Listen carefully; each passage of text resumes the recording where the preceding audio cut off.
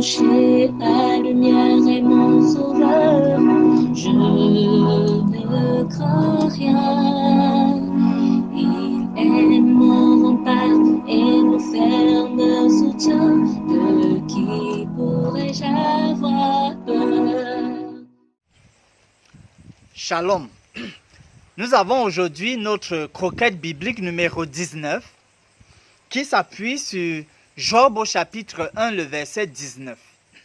Il y est écrit: quand un vent venu d'au-delà du désert a frappé les quatre coins de la maison et elle s'est écroulée sur les jeunes gens et ils sont morts, je me suis échappé moi seul pour te l'annoncer.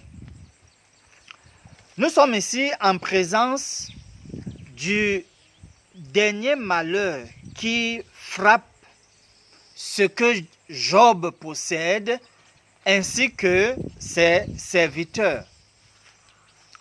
Mais précisément ici, ce sont ses enfants qui sont frappés, qui meurent. Et l'outil qui est mis en exergue pour la destruction, pour apporter le malheur dans la vie de Job, c'est le vent.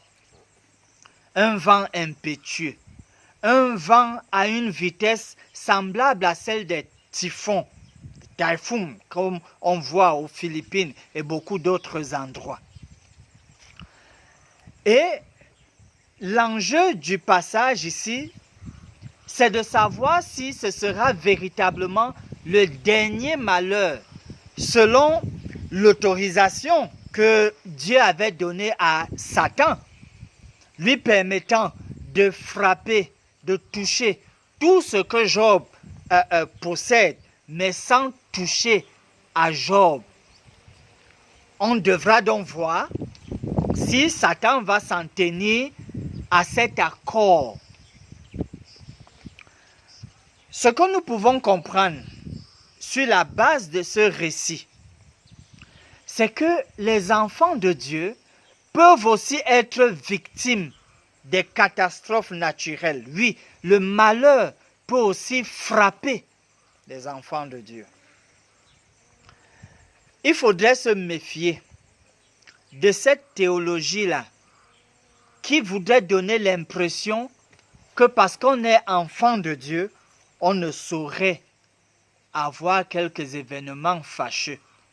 Vous savez, par exemple, l'évangile de la prospérité, cette théologie-là, qui donne l'impression qu'on peut vivre dans ce monde de péché sans le moindre problème, sans le moindre malheur. Et pourtant, la parole de Dieu nous a en même temps donné quand même une certaine promesse, mais aussi mise en garde, en tout cas attirer notre attention sur cette réalité qui peut arriver, notamment dans le psaume au chapitre 34 et le verset 20 que nous utilisons comme promesse du Seigneur en ce moment.